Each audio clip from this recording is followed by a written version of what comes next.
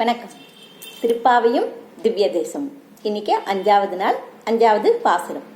என்ன திவ்ய தேசத்துக்கு போறோங்கிறத பாசுரம் ஆரம்பிக்கும் போதே நம்ம இப்போ பார்க்கலாம். இன்னைக்கு மாயனைன்னு தொடங்குற பாசுரம்.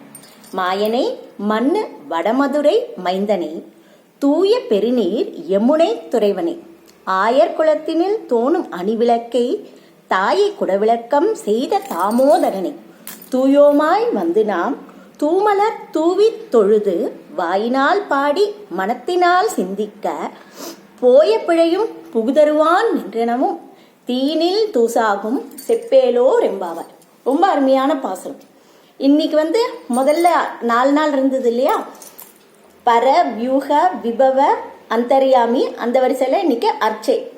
அர்ச்சைனா என்னன்னா அர்ச்சாவதாரம். இங்க கோவில்லாம் திவ்ய தேசத்துல பெருமாள் இருக்கார் இல்லையா, அந்த நிலையை குறிக்கிற இது. முதல் வரியிலேயே நம்ம என்ன திவ்ய தேசத்துக்கு போறோங்கிற வரி வந்துடுது. மாயனை மண்ணு வடமதுரை. ஸோ இப்போ வடமதுரை தான் இன்னைக்கு நம்ம பார்க்க போறோம். முதல்ல என்ன பண்ணுவோம், ஃபர்ஸ்ட் இந்த பாசுரத்தோட அர்த்தத்தை நம்ம பார்த்துடலாம். அதுக்கப்புறமா அந்த திவ்ய தேசத்தோட பெருமையும் இப்ப நம்ம பார்க்கலாம். மாயனை மண்ணு வடமதுரை மைந்தனை அப்படின்னா என்னன்னா, மாயன்னா யாரு? கிருஷ்ணரை தான் சொல்றா தெரியுது. அதாவது நம்மளால நினைச்சே பார்க்க முடியாத செயலை புரியுற பத்தில அந்த லீலா வினோதம் அப்படியே நம்ம நினைக்கவே முடியாது அப்படி செயலை செய்யறவர் தான் மாயன். ஏதாவது பாம்பை பார்த்தா படையே நடுங்கும்.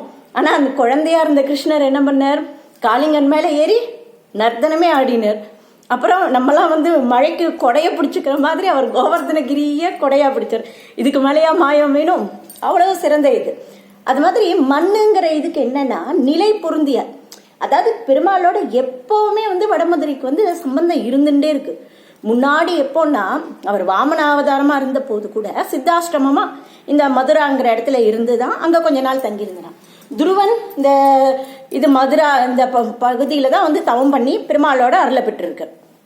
அதுக்கப்புறம் கிருதயுகம் இதெல்லாம் வந்துருது இல்லையா. திரேதாயுகத்துல பார்த்தா லவணாசுரன் அசுரர்கள் இருக்கா இல்லையா, சத்ருகனனை வச்சு ராமர் அவளை அங்கதான் அழிக்க வச்சிருக்கார்.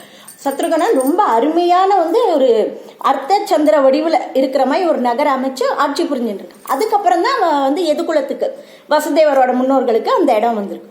ஸோ கண்டினியூஸா மண்ணு நிலை பெற்று பெருமாளோட சம்பந்தம் அந்த ஊருக்கு இருந்துட்டு இருக்கு. அதுதான் இந்த வரியில மாயனை மண்ணு வடமதுரை மைந்தனை, தூய பெருநீர் யமுனை துறைவனை. எதனால யமுனை தூய பெருநீர் ஆயிடுத்தான்னா வசுதேவர் தூக்கிட்டு வர்றாரு இல்லையா, அப்படி வரும்போது அழகா யமுனை என்ன பண்ணிட்டு அவருக்கு வழி விட்டுது. அதோட இல்லாம கிருஷ்ணர் அதுல ராசக்கிரீடை கோபிகைகளோட பண்ணினது, அவர் வாயிலிருந்து வெளியில எச்சலா உமிழ்ந்து பெருமாள் வாயிலிருந்து உள்ள இருந்து வெளில புறப்பட்டு வந்ததுனால தூய பெருநீர் ஆயிடுதான். ஆனா கோதாவரி அந்த பெருமையை இழந்துடுது. ஏன்னா ராவணன் தூக்கிட்டு போகும்போது சீதையை சொல்றா, என்ன ராமர் கிட்ட சொல்லிடு, என்ன ராவணன் தான் கொண்டு போயிடும். ராவணன் மேல இருக்கிற பயத்துல கோதாவரி ராம கைங்கரியத்தை இழந்துடுது. ஆனா இது யமுனை அருமையா எனக்கு என்ன ஆனாலும் பரவாயில்ல கம்சன்னாலன்ட்டு தைரியமா கிருஷ்ணரோட கைங்கரியத்துக்கு இடம் கொடுத்ததுனால அது தூய பெருநீரா எடுத்து அதான் ஏத்தம் யமுனைக்கு. அப்புறம் ஆயர் குலத்தினில் தோணும் அணிவிளக்கு. இடைக்குளத்துக்குள்ள கிருஷ்ணர் எப்படின்னா ஒரு அழகான ஒரு அலங்கார விளக்காட்டம் இருக்காராம். அந்த விளக்குலதான் வீட்டில் பூச்சியாட்டம் எத்தனை அசுரர்கள் மாட்டின்னு இதுவானா. மற்றவாளுக்கு அழகான விளக்கா இருக்கார், மற்றவாள் விட்டில் பூச்சிகள் விழுற அசுரர்களுக்கு இதுவாட்டம் இருந்திருக்கு. அப்புறம் தாயை குடவிளக்கம் செய்த தாமோதரன். இதுல என்னன்னா 2 பேரையும் நம்ம எடுத்துக்கணும். யாரு பிறந்தது? தேவகி. அடுத்து இங்க வந்தது யசோதை இல்லையா. தேவகி வயிற்றுல பிறந்ததுனாலேயே அவளோட வயிற்றை விளங்க வைத்தோம். அதே மாதிரி தாமோதரனைன்னு வருது இல்லையா, அது யசோதைக்காக. யசோதை என்ன பண்ணா, எவ்வளோ லீலா வினோதம், அவ்வளவு யாருக்குமே அவரை கட்டுப்படுத்த முடியாது. பெருமாளுக்கு தான் நம்ம எல்லாரும் கட்டுப்பட்டவா. அப்படி இருக்கிறவரை ஒரு சின்ன கைத்து மூலமா கட்டி போட்டா இல்லையா தாமோதரன். அவரோட வயிற்றை சுத்தி நம்ம எல்லாம் யாராவது நம்மள ஏதாவது ஒண்ணு பண்ணினா அது அவமானமா நினைப்போம். ஆனா அவர் பாருங்க, உரலால கட்டி போட்ட நிகழ்வுக்காகவே தாமோதரன்கிற பேரோட இருக்காரு. தாமம் வயிறு, அதுல உதர இதை வச்சு கயிறை வச்சு கட்டினதுனால இது அவ்வளோ இது. அதனால யசோதையும் குடவிளக்கம் செய்த அவளையும் பெருமைப்படுத்தின இது. ஸோ இது அப்புறம் தூயோமாய் நாம் தூமலர் தூவி தொழுது. தூயோமாய் நம்ம யமுனை நதியில தீத்தாமடி, இங்கேவா திருமக்குளம் ஸ்ரீவில்லிபுத்தூர்ல தீத்தாமடிட்டு போறது. போய் தூயோமாய் நாம் தூமலர் தூவி தொழுது. அந்த தூமலர்ங்கிறதுக்கு வந்து என்னன்னா, அந்த பூ வந்து எப்படின்னா நல்ல வழியில சம்பாதிச்ச பூவா இருக்கணும். நம்ம மட்டும் ஒருத்தர் ஆசையா வந்து அவாத்து பெருமாளுக்காக வந்து நிறைய பூ வச்சுட்டு இருக்கா, அவளை கேட்டு வாங்கிக்கிறது தப்பு கிடையாது. நம்ம வாட அவளுக்கு வெளில இருக்கிற பூவெல்லாம் நம்ம யாருக்கும் சொல்லாம கொள்ளாம நம்மளா பறிச்சுட்டு வந்து பண்றது ஏத்தம் கிடையாது. அதுக்கு நம்மளா நம்ம வளர்த்த பூவோ இல்ல பணம் கொடுத்தோ சம்பாதிக்கிறது, அதை தான் தூமலர்ங்கிற. அதை வந்து எப்படின்னா அப்படியே ஒழுங்கா பூஜை எல்லாம் பண்ண தெரியாம கூட சும்மா அப்படி தூக்கி போடுற அளவு தூவரமாய் பண்ணதை கூட அவர் வந்து ஏத்துக்கிறாராம். தூயமாய் வந்து நாம் தூமலர் தூவி தொழுது வாயினால் பாடி. அங்க வராக புராணத்துல பெருமாள் சொன்னார் இல்லையா, 3 மனம் வாக்கு செயல் 3 இதுவா இருக்கிற மாதிரி வாயினால் பாடி நல்லா அவரோட பெருமையை பாடிட்டு, அப்புறம் வாயினால் பாடி மனத்தினால் சிந்திக்க. மனத்துல பிறந்த மாயன் இந்த பெருமாயை பத்தி நம்ம நினைச்சோம்னா என்ன ஆகும் நமக்கு அப்படின்னு பார்க்கும்போது, போய பிழையும் புகுதருவான் நின்னனவும் தீயினில் தூசாகும் செப்பேலோ ரொம்ப வாங்கிறா. போய பிழையும்னா இது வரைக்கும் நம்ம பண்ணியிருக்கிற பாவங்கள்லாம் கணக்கில் எடுத்துக்கலாம். அப்புறம் புகுதருவான் நின்னனவும், அது என்னன்னா இனிமேல் நமக்கே தெரியாம எதிர்காலத்துல செய்ய போற பாவம். அதுக்குன்னு வேணும்னே திருப்பி திருப்பி திருப்பி நான் தப்ப பண்ணுவேன் நீ என்னை ஏத்துக்கோணும் அப்படி நம்மள அறியாம நடக்கிற சில தவறுகள் அப்படி நடக்கிறதும் தீயினில் தூசாகும். தீயில பஞ்சப்பட்டா எப்படி எரிஞ்சு போயிடும் அது மாதிரி ஆயிடும். இந்த மாயன் வந்து இந்த பூமியில பிறந்த அவரே வந்து தன்னோட கீதையில சொல்லியிருக்காரு 4வது அத்தியாயத்தில், நான் பிறந்தேன்னு நீ நினைச்சேன்னா உனக்கு இனிமேல் பிறப்பு கிடையாது. நான் பிறந்து வளர்ந்த என்னோட சேஷிதங்கள் என்னோட லீலைகள்லாம் நீ இப்போ பார்த்து புரிஞ்சுன்னா நீ திரும்ப திரும்ப இந்த பிறப்பு இறப்புங்கிற சுழல்ல மாட்டிக்க வேண்டான்னு. அப்படிப்பட்ட அந்த மாயனை இது பண்ணினோம்னா நமக்கு இந்த நோன்பை வந்து அவரே நல்லபடியா நடத்தி கொடுத்துருவார் அப்படின்னு சொல்றேன். இது இப்ப நம்ம மாயனை மண்ணு வடமதுரையை பத்தி பார்க்கலாம். இப்ப என்னன்னா வடமதுரை ஏற்கனவே இப்ப நம்ம பெருமையெல்லாம் சொன்னோம், 3 யுகத்திலையும் சம்பந்தப்பட்டிருக்கு அப்படின்னு. இது வடநாட்டு திவ்ய தேசம் உத்தரப்பிரதேசத்துல இருக்கு. மதுரானே ஸ்டேஷன் இருக்கு, அங்க போய் போலாம். இது வந்து மொத்தமா மதுரான்னு வடமதுரைன்னு பேரு திவ்ய தேசம். ஆனா இது வந்து பிருந்தாவனம் கோவர்தனம் எல்லாத்தையும் உள்ளடக்கினது. அங்க அப்பா போனோம்னா எல்லாரும் வந்து நம்ம யாத்திரையில நம்ம போகும்போது 2 நாளுக்கு மேல அங்க தங்க இது பண்றதில்ல. ஆனா அங்கேயே மொத்தமா நமக்கு 1 வாரத்துக்கு மேல தங்கினா கூட அத்தனை இடங்கள் இருக்கு.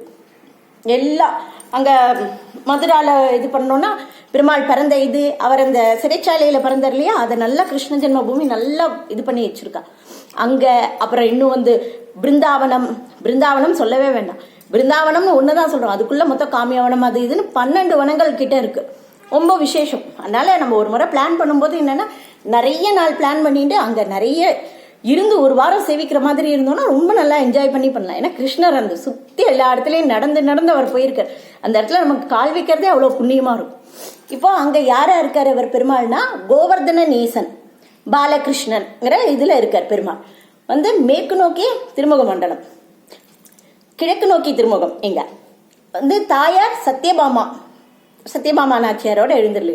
ஆனா புராணத்துல அவாலாம் அப்போ பாடின அந்த இதுவாலாம் இப்போ இருக்கானா இல்ல. ஆனா அது வந்து புகழ்பெற்ற ஸ்தலம். அந்த இதனால அப்போ இருக்கிறபடியே கோவில் இல்லை. ஆனா அப்போல இருந்து குறிப்பிட்டப்பட்டிருக்கிறது கோவர்தன நேசன் சத்யபாமா நாச்சியார் அப்படிங்கிற பேர்ல தான். தீர்த்தம் வந்து கோவர்தன தீர்த்தம், யமுனா நதி எல்லாமே. பிரத்யக்ஷம் யாரு? தேவாதி தேவர்கள், வசுதேவர், எல்லாருக்கும் தேவகி எல்லாருக்குமே அங்க இருக்கிறவா எல்லாருக்கும் சேர்த்து பிரத்யக்ஷம். அந்த கோவர்தனகிரியை சுத்தி போறதுக்கே வந்து ரொம்ப நல்லா இருக்கும். அங்க எல்லாம் வந்து அவ மலையை சுத்தி வர்ற இது பண்ணியிருக்கா. அன்னக்கூடை உற்சவமும், ஏன்னா அவர் பெருமாள் சொன்னார் இல்லையா, நான் வந்து இது பண்ணி இந்த மலை தான் எல்லாருக்கும் இது பண்றதுன்னு மலையா இருந்து அவர் எல்லாத்தையும் ஏத்துட்டார் இல்லையா. ஸோ அதுக்காக அன்னக்கூடை உற்சவம் நிறைய பண்றா, ரொம்ப அருமையா இருக்கும். அப்புறம் இன்னும் வந்து என்ன பிருந்தாவனம் சொல்லிட்டோம். அவர் ராசக்கிரீடை நடத்தின இடம் எல்லாமே ரொம்ப நல்லா இருக்கும்.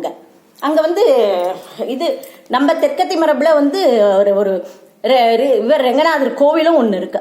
நம்ம இவாதான் வந்து அதை பண்ணிட்டு இருக்கா. அவ வந்து சாப்பாடு தங்கறதுக்கு ஏற்பாடு எல்லாமே வந்து பண்ணி கொடுத்துட்றா.